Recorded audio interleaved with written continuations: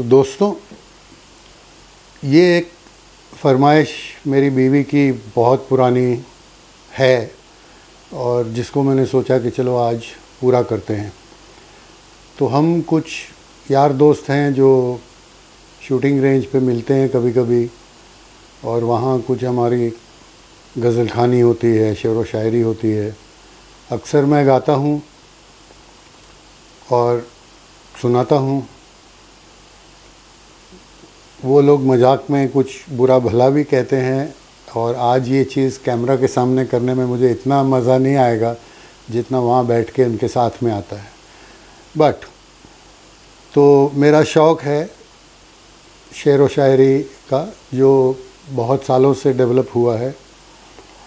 एक डिस्क्लेमर कि मुझे उर्दू नहीं आती, ना मैंने सीखी है, ना मैं लिखता हूँ, ना पढ़ सकता हूँ।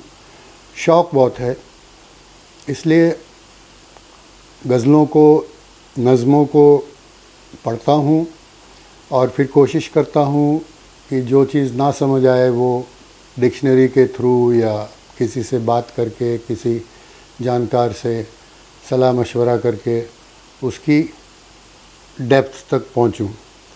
और एक अंदाज़ है मेरा कि मैं चीज़ें सुनाता हूँ और समझाता भी हूँ।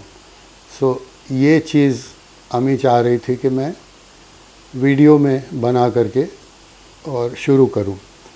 सो I am calling this eternal verses, because ये ऐसे वर्सेस हैं, ऐसी पोएट्री है जो टाइम बाउंड नहीं है, कभी मरेगी नहीं, समय इसका कुछ नहीं बिगाड़ सकता, ये इटर्नल हैं। और फेवरेट तो मेरे बहुत लोगों की तरह, सबकी तरह चचा गालिब हैं। गालिब मेरे जहन में उनके जैसा ना कोई शायर कभी हुआ है और ना कभी हो सकता है। इतना पावरफुल उनका वर्ड प्ले है, वोकैबलरी है और प्रेजेंटेशन है। तो शेर व शायरी में, ख़ास करके गज़लों में, उसके दो एस्पेक्ट होते हैं, तख़य्युल और तगज़्ज़ुल। या यूँ समझिए कि ख़याल, what is the thought, and उसका प्रेजेंटेशन, और दोनों में उनकी मास्टरी है। देन बहुत सारे इसके रूल्स हैं, वो फिर कभी उस डेप्थ में जाएंगे। आज आगाज़ उनका, गालिब का हमेशा आगाज़ जो है वो नक्श फरियादी से ही होता है। तो ये गज़ल के दो शेर हैं, कुछ सुनाता हूँ, कुछ समझाता हूँ। ये कहना चाहता हूँ कि ये मैंने बहुत लोगों से इसके बारे में बात भी की है, गालिब को जानने वालों, मतलब उनके ऊपर जो एक्सपर्ट्स हैं उनसे, किताबों में भी पढ़ा है। मैं डॉक्टर सरफराज नियाज़ी और टीपी इस्सर दोनों की बुक्स को काफ़ी रेफ़र करता हूँ, बट नियाज़ी की तरह मुझे ज़्यादा इन्फॉर्म्ड कोई नहीं लगता, स्पेशली ऑन गालिब। तो इसमें ये शेर ज़रा मुश्किल हैं और इनके इंटरप्रिटेशंस हज़ारों हैं। हर आदमी इसको अपने नज़रिए से देखता है। मेरा नज़रिया भी कुछ एस्टैब्लिश्ड लोगों के इंटरप्रिटेशन से थोड़ा हटके है, और हो सकता है कि मैं गलत भी हूँ, पर मुझे एज अ पर्सन ये चीज़ ज़्यादा अपील करती है। एंड आई एम श्योर कि मिर्ज़ा ने ये ऐसा ही समझ के लिखा होगा जैसा मैं सोच रहा हूँ। तो पहला शेर उनका है,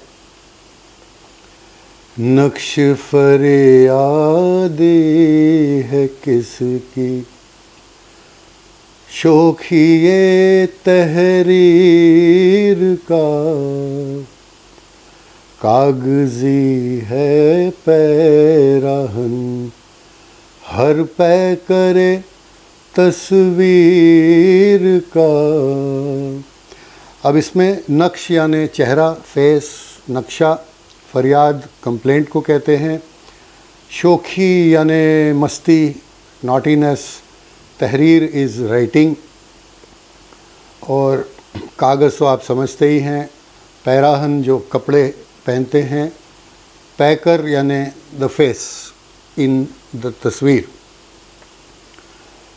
तो मानी इसके मेरी समझ से कुछ ऐसे बनते हैं कि, और ये एस्टेब्लिश्ड थॉट नहीं है, ये मेरा अपना है, बहुत लोग इससे डिसएग्री करेंगे। मेरे जहन में ऐसा आता है कि चाचा ये कह रहे हैं कि नक्श फरियादी है किसकी, हु इज़ कंप्लेनिंग। मैं कंप्लेन नहीं कर रहा हूँ, मेरे चेहरे से कहीं या ऐसा आपको अगर लग रहा है कि आई एम कंप्लेनिंग, तो ऐसा नहीं है। तो there is a question mark after किसकी, नक्श फरियादी है किसकी, हर नक्श फरियादी है किसकी, शोखिए तहरीर का। अब देखिए की और का इस्तेमाल किस तरह से उन्होंने इसमें दोनों को प्ले किया हुआ है। नक्श फरियादी है किसकी, शोखिए तहरीर का, राइटिंग में जो शोखी है, कंप्लेंट है या रूखापन है, वो राइटिंग का है। मेरे को देखो, क्या मैं कंप्लेन कर रहा हूँ, मेरी राइटिंग में ऐसा अगर लग रहा है तो it's not so. Just like कागज़ी है पैराहन, हर पैकर तस्वीर का, जो तस्वीर होती है, एक पेंटिंग होती है, अल्टीमेटली वो कागज़ पे ही बनती है, तो उसके जो कपड़े हैं, उसके जो वस्त्र हैं, वो कागज़ के ही होते हैं। उस तस्वीर और उस पैकर जो फेस दिख रहा है, वो एक कागज़ पे ही होता है, वो एक्चुअल ट्रूथ नहीं है। द सेम वे मेरी तहरीर में अगर आपको कंप्लेन लग रही है, फरियाद लग रही है, तो ऐसा है नहीं। तो ये मत समझिए कि मैं कंप्लेन कर रहा हूँ। This is my take. दूसरा उनका जो इसी गज़ल का शेर है, यहाँ मैं नियाज़ी साहब के साथ चलता हूँ। तो शेर यूँ है, काव कावे सख्त जानी, हाय तन्हाई न पूछ, काव कावे सख्त जानी, हाय तन्हाई न पूछ, सुबह करना शाम का, लाना है जुए शीर का, नक्श फरियादी है किसकी। अब ये दूसरा शेर, बहुत लोगों ने इसको गलत लिखा है, काव का लिखते हैं या कावे काव लिखते हैं। नियाज़ी साहब कहते हैं कि ये काव काव है। काव काव मतलब पत्थर के ऊपर हैमरिंग का साउंड। सख्त जानी यानी एक तरफ लोनलीनेस है, और जो मेरे हालत है इस लोनलीनेस में, मुझे पत्थरों से भी ऐसे लगता है कि आवाज़ आती है उनके ऊपर हैमर पड़ने की। So imagine my state in my loneliness in this wilderness. काव काव सख्त, काव कावे सख्त जानी, हाय तन्हाई न पूछ, सुबह करना शाम का, passing the evening unto the morning, रात किस तरह से मैं गुजारता हूँ, सुबह करना शाम का, लाना है जुए शीर का, शीर यानी दूध और जू यानी स्ट्रीम। सो इट इज़, मेरा इवनिंग को मॉर्निंग तक समय निकालना is like bringing out stream of milk from the stone, from the hills, from the mountains. इसके पीछे एक कहानी है इसको समझने के लिए। तो शीरी फरहाद जो बहुत ही फेमस वेल नोन लवर्स थे हमारे टाइम के, या मतलब हमारे पास्ट जनरेशन में, तो Shirin was from a very good family, very wealthy family. Farhad was a labourer, वो पत्थर तोड़ने का काम करता था, इसलिए कई बार उसको कोहकन भी कहते हैं। तो वो पत्थर तोड़ता था, he was labourer in the hills, वहाँ वो हैमर से पत्थर तोड़ता था। दैट्स वाई काव काव makes more sense in this शेर। सो वो when he approached Shireen's family for her hand in marriage, तो they were very upset naturally। तो उन्होंने कहा कि भाई ठीक है, हम तुम्हारी शादी शिरीन से करा देते हैं, एक शर्त है, तुम पत्थर जो तोड़ने जाते हो पहाड़ों में, तो वो पत्थर तोड़ तोड़ के उसमें से दूध की नदी बहा दो।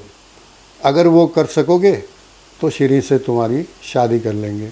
इसलिए काव काव ए सख्त जानी, हाय तन्हाई न पूछ, सुबह करना शाम का, लाना है जुए शीर का। That's about it for today. Hope you liked it. Hope you enjoyed. Thank you so much.